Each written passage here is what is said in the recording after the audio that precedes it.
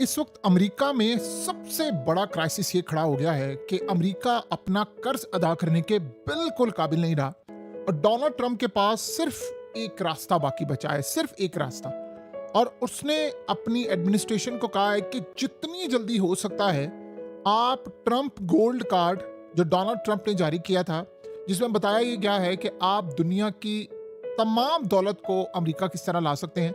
उसमें सिंपल सूरत हाल ये है कि आप अमेरिका की शहरियत हासिल करें। और ट्रंप ने कहा है कि जो अमीर लोग हैं वो अमेरिका हैं, हम यहाँ से इन लोगों को निकालेंगे, आप लोग आए। तकरीबन इनके 2-3 पैकेज हैं। एक $1 मिलियन का है जिसमें आप वीज़ा खरीदते हैं, परमानेंट रेजिडेंसी है, लेटर ऑन फिर आपको सिटीजनशिप मिलती है। फिर उसके बाद 2 मिलियन का है, फिर उसके बाद फाइनल जो है वो $5 मिलियन का इनका पैकेज है जिसमें आप अमेरिका की शहरी बन सकते हैं।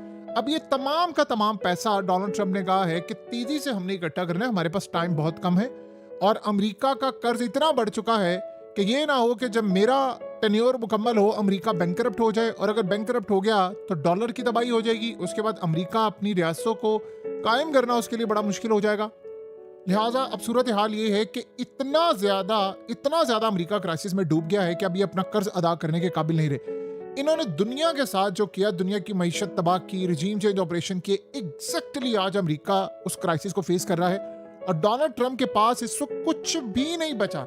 वो ये चाह रहा है कि हम मिलियंस ऑफ लोगों को ये ट्रंप गोल्ड कार्ड बेचें और वो यहाँ पर आए और उससे हम अपना कर्ज अदा करें। ये है तो बड़ा खूबसूरत ख्वाब, लेकिन ये सिर्फ ख्वाब ही है, क्योंकि इस वक्त की सूरत हाल ये है कि अमेरिका का जो कर्ज है वो आप ये देख सकते हैं नंबर्स कितनी तेजी के साथ बढ़ा है। तकरीबन $39 ट्रिलियन तक पहुंच चुका है। 39। और ये इतनी तेजी से बढ़ा है, इतनी तेजी से बढ़ा है कि चाइना ने इसमें किरदार अदा किया बड़ा भयानक।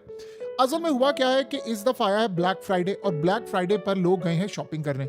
ये अमेरिका की तारीख में तकरीबन आप समझ रहे 45 साल बाद ये पहला साल ऐसा आया है कि हमेशा ब्लैक फ्राइडे होता है। इतनी बड़ी सेल होती है कि लोग चीजें खरीदते हैं, उनके पास पैसे होते हैं। लेकिन इस दफा मामला बड़ा डिफरेंट है, लोगों के पास पैसे ही नहीं है। और पता ये चला है कि सेल्स तो ठीक थी, लेकिन चूंकि टैरिफ लगा हुआ है, चीजों पर बहुत सारी तबाही है, लिहाजा इस सारे मामले पर अमेरिका मुकम्मल तौर पर पैरालाइज हो गया है, क्योंकि लोगों ने इस दफा खर्च ही नहीं किया, उनके पास पैसे ही नहीं है। और पैसे नहीं है, जाहिर सी बात है, टैरिफ की वजह से चीजें डबल है। यानी मिसाल के तौर पर अगर एक चीज $600 की मिल रही है अब डिस्काउंट में, तो पिछले साल यही चीज $300 में, $400 में मिल रही थी डिस्काउंट के बाद।